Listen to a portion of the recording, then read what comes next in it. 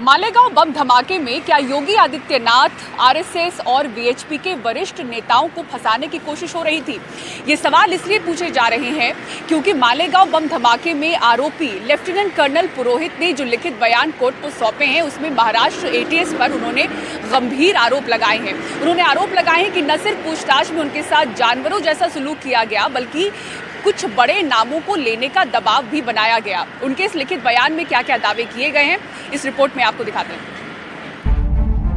Malegaon blast case में आरोपी lieutenant colonel Prasad Purohit का 23 पेज में दर्ज बयान कई चौंकाने वाले दावे करता है। विशेष एनआईए अदालत में सौंपे अपने लिखित बयान में पुरोहित ने एटीएस पर गंभीर आरोप लगाते हुए कहा है कि महाराष्ट्र एटीएस ने पूछताछ के दौरान न सिर्फ उनका घुटना तोड़ा, प्रताड़ित किया, मारने की योजना बनाई, बल्कि इस बात के लिए दबाव बनाती रही कि वो मालेगांव धमाका मामले में आरएसएस, वीएचपी नेताओं और योगी आदित्यनाथ का नाम लें। पुरोहित अपने लिखित बयान में कहते हैं, मुंबई एटीएस के अधिकारियों ने प्रताड़ित किया और दाहिना घुटना तोड़ दिया। एटीएस अधिकारी अवैध रूप से पूछताछ कर रहे थे और आरएसएस विश्व हिंदू परिषद के वरिष्ठ सदस्यों, गोरखपुर के तत्कालीन सांसद योगी आदित्यनाथ का नाम लेने का दबाव डाल रहे थे। बयान में पुरोहित बताते हैं कि मुंबई में गिरफ्तारी के तुरंत बाद उन्हें खंडाला में एक अलग बंगले में ले जाया गया और दुश्मन देश के युद्ध बंदी से भी बदतर सलूक किया गया। हेमंत करकरे और परमबीर सिंह बार बार सिमी, आईएसआई और डॉक्टर जाकिर नाइक की गतिविधियों की मैपिंग में मेरी सहायता करने वाले इंटेलिजेंस नेटवर्क और सोर्सेस के बारे में जानकारी देने के लिए मजबूर कर रहे थे। मैंने अपने सोर्सेस और नेटवर्क के बारे में उन्हें जानकारी देने से इनकार कर दिया क्योंकि ये इंटेलिजेंस के असूलों के खिलाफ है। एक सैन्य अधिकारी जो मेरे सीनियर थे और अब रिटायर्ड हैं, उन्होंने पीठ में छुरा घोंपा और मुझे एटीएस को सौंप दिया। पुलिस हिरासत में मुझ पर हमला करने वाले वो पहले व्यक्ति थे। इसके बाद 6 कांस्टेबलों ने मुझे बांध दिया और परमबीर सिंह ने भी हमला किया। मेरे साथ ऐसा सलूक किया गया जो किसी जानवर के साथ भी नहीं होता होगा। मेरे साथ दुश्मन देश के युद्धबंदी से भी बदतर सलूक किया गया। करकरे, परमबीर सिंह और कर्नल श्रीवास्तव इस बात पर जोर देते रहे कि मालेगांव बम विस्फोट की जिम्मेदारी मैं ले लूं। 3 नवंबर 2008 तक यातना चलती रही। लेफ्टिनेंट कर्नल पुरोहित बताते हैं कि यातना के कारण उनका घुटना टूट गया। दावा करते हैं कि उन्हें मारने की भी योजना बनाई गई थी। तब केंद्र में कांग्रेस के नेतृत्व वाली यूपीए सत्ता में थी। महाराष्ट्र में कांग्रेस एनसीपी की सरकार थी। पुरोहित अपने बयान में एनसीपी मुखिया की रैली का भी जिक्र करते हैं। साल 2008 के अगस्त महीने में मालेगांव विस्फोट होने से 1 महीने से अधिक समय पहले एनसीपी के तत्कालीन अध्यक्ष ने अलीबाग में एक रैली को संबोधित करते हुए बयान दिया था कि सिर्फ इस्लामी आतंकवादी ही नहीं बल्कि हिंदू आतंकवादी भी हैं। यह पहली बार था जब हिंदू आतंकवाद शब्द गढ़ा गया। इस बयान के तुरंत बाद 29 सितंबर 2008 को मालेगांव में विस्फोट की दुर्भाग्यपूर्ण घटना हुई। बयान के आखिर में लेफ्टिनेंट कर्नल पुरोहित खुद पर लगे आरोपों को मनगढ़ंत और झूठे बताते हैं और कहते हैं कि ऐसे आरोपों से भारतीय सेना की प्रतिष्ठा को स्थायी रूप से नुकसान पहुंचा है।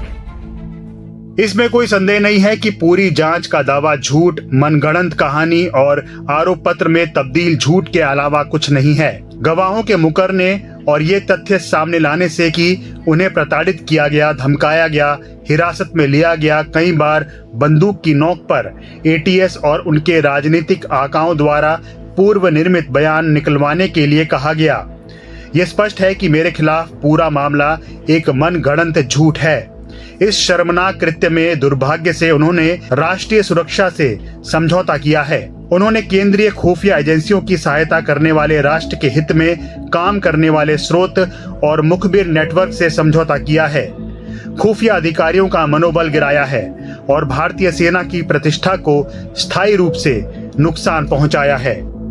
दक्षिणपंथी हिंदू संगठन अभिनव भारत के मिलिंद जोशीराव मालेगांव विस्फोट के बाद लगभग 2 सप्ताह तक हिरासत में रहे थे। मिलिंद लेफ्टिनेंट कर्नल पुरोहित के एटीएस पर लगाए गंभीर आरोपों की तस्दीक करते हैं।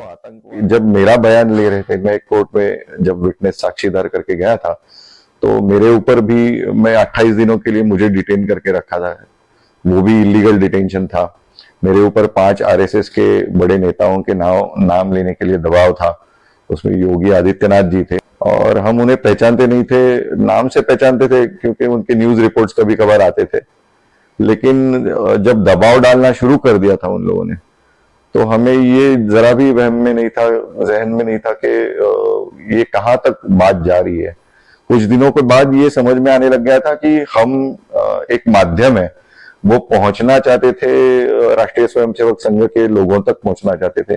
किसी तरह से शायद उनको ये आरोप जो था वो उनके ऊपर मढ़ रहा था। तो अगर यदि कर्नल पुरोहित ने अपने इस बयान में ये सब कुछ लिखा हुआ है तो मैं पूरी तरह से उससे इत्तेफाक रखता हूं, क्योंकि मैंने भी यही कहा है अपने बयान में। 29 सितंबर 2008 को मालेगांव में एक चौराहे पर मोटरसाइकिल में रखे गए बम में विस्फोट हुआ था। इस घटना में 6 लोगों की मौत हो गई थी और 100 लोग घायल हुए थे। पुरोहित को 5 नवंबर 2008 को औपचारिक रूप से गिरफ्तार दिखाया गया। विशेष अदालत में मामले की सुनवाई अभी अंतिम दौर में है और सीआरपीसी की धारा 313 के तहत आरोपी के अंतिम बयान दर्ज किए जा रहे हैं।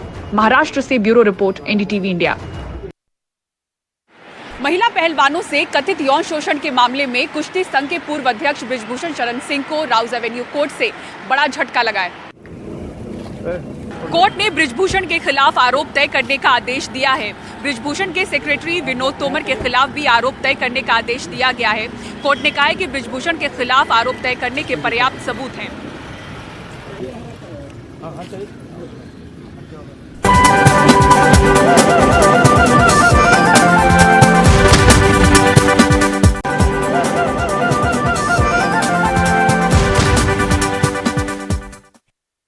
प्राइवेट अस्पतालों को लेकर लोगों की परेशानी बरकरार है। बिलिंग में कोई पारदर्शिता न होने के चलते लोगों पर असहनीय बोझ पड़ता है। परिमल कुमार की ये विशेष रिपोर्ट देखिए।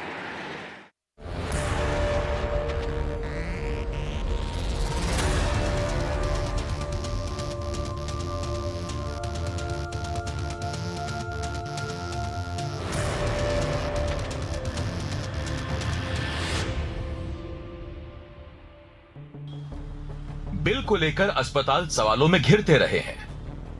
उनकी पारदर्शिता पर सवाल उठते रहे हैं।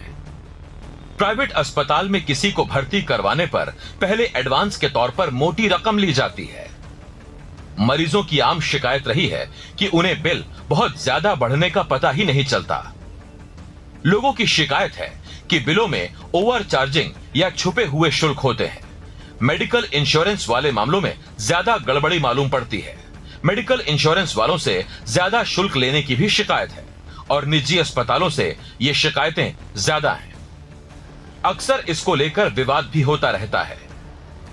ऐसे भी मामले सामने आए हैं जब अस्पतालों ने बिल ना देने पर मरीज को रोक लिया। अब एक सर्वे आया है जिसमें लोग बता रहे हैं कि अस्पतालों की बिलिंग पारदर्शी होनी चाहिए। इस वाले सर्वे में हमने इस मुद्दे पे सवाल नहीं पूछा था। इसमें खाली ये था कि जो बिल आता है वो बिल में ट्रांसपेरेंसी होनी चाहिए। चार्जेस कितने हैं, ज्यादा हैं कि कम हैं, जो माननीय सुप्रीम कोर्ट ने जो बीच में टिप्पणी करी थी कि अलग अलग हॉस्पिटल में अलग अलग चार्जेस क्यों होते हैं, उस मुद्दे को हमने नहीं पूछा इस सर्वे में। दूसरे सर्वे जो अभी चल रहे हैं उसमें वो सवाल भी किए जा रहे हैं, पर इसमें खाली बिल पे फोकस था। लोकल सर्कल्स के इस सर्वे में कई बातें सामने आई, जैसे सरकार अस्पतालों के बिल में एक एक ब्यौरे का नियम बनाए। इसमें 74% लोगों ने राय दी कि ये जरूर बनाना चाहिए। 17% लोगों ने कहा अस्पताल जैसे चाहें वैसे बिल दें। 9% लोगों ने कहा कि वो इस पर कुछ नहीं कह सकते। सर्वे में एक और सवाल पूछा गया कि अस्पताल से मिला फाइनल बिल कैसा था। इसके जवाब में 47% लोगों ने कहा सभी शुल्क अलग अलग थे। 43% लोगों ने कहा अलग अलग सेवाओं का जिक्र नहीं था। 10% लोगों ने कहा अलग अलग शुल्कों की जानकारी नहीं है। तो इसमें लगभग 47% लोगों का कहना तो ये था कि हमको बिल के अंदर में सारी जानकारी डिटेल में मिली, लेकिन 53% लोग जो थे उनका कहना ये था कि हमको पूरी जानकारी नहीं दी गई। और ये 53 में से 10% लोग ऐसे थे जिन्होंने कहा कि हमारे बिल में खाली पैकेज नाम से सारे चार्जेस इकट्ठा करके डाल दिए गए, तो कुछ भी डिटेल नहीं दी गई। इसी साल फरवरी में सुप्रीम कोर्ट ने अस्पतालों के बिल को लेकर सुनवाई की। अलग अलग सुनवाइयों में कई अहम बातें कही। सुप्रीम कोर्ट ने कहा क्लिनिकल स्टैब्लिशमेंट नियमों को लागू क्यों नहीं कर रहे हैं? इलाज की मानक दरों की अधिसूचना जरूरी है। राज्यों से बात कर अलग अलग सर्जरी की दरें तय हों। स्वास्थ्य सेवा नागरिकों का मौलिक अधिकार है। सरकारें अपनी जिम्मेदारी से बच नहीं सकती। हालांकि बिल को लेकर प्राइवेट अस्पताल की अपनी दलील है। इसी तरह का भी कंज्यूमर है, उसका पूरा हक है कि जो भी वो पे कर रहा है उसको ब्रेकअप मिलना चाहिए, पॉइंट वाइज पॉइंट मिलना चाहिए, और उसका जस्टिफिकेशन भी मिलना चाहिए कि ऐसा क्यों किया है। दैट इज ऑल्सो हर और his right. Even manual billing में का भी एक फॉर्मेट होता है कि रूम रेंट होगा, उसमें प्रोफेशनल चार्जेस में डॉक्टर विजिट्स होती हैं, आरएमओ चार्जेस होते हैं, नर्सिंग चार्जेस होते हैं, या लैब टेस्ट है, रेडियोलॉजिकल टेस्ट है, उसमें एक्सरे सीटी एमआरआई हुआ उसका चार्जेस है, कोई सर्जरी या प्रोसीजर हुआ उसके चार्जेस हैं, या फार्मेसी तो फार्मेसी का ब्रेकअप, फार्मेसी का अलग अलग से बिल मिलता है। इवन जो छोटे अस्पताल है वो नॉर्मली फॉलो करते हैं, कुछ अस्पताल होता है ना फॉलो करते हैं, उसके बारे में नहीं कहता। बेशक प्राइवेट अस्पतालों की अपनी दलील हो, लेकिन यह भी सही है कि बिल को लेकर कई बार विवाद भी हुआ है। अप्रैल 2021 इंदौर में डॉक्टरों और कोविड मरीज में बिल पेमेंट को लेकर झगड़ा हुआ, एफआईआर हुई। 6 मई 2023 लखनऊ एक निजी अस्पताल ने मरीज के परिजनों के खिलाफ बिल का भुगतान न करने को लेकर केस कर दिया। 26 नवंबर 2023 मेरठ डॉक्टरों और समाजवादी पार्टी विधायक अतुल प्रधान के बीच बढ़े हुए बिल को लेकर विवाद हुआ। 11 फरवरी 2024 गुरुग्राम नारायणा अस्पताल के 6 कर्मचारियों को मरीज के परिजनों ने बिल पर डिस्काउंट न देने पर मारा।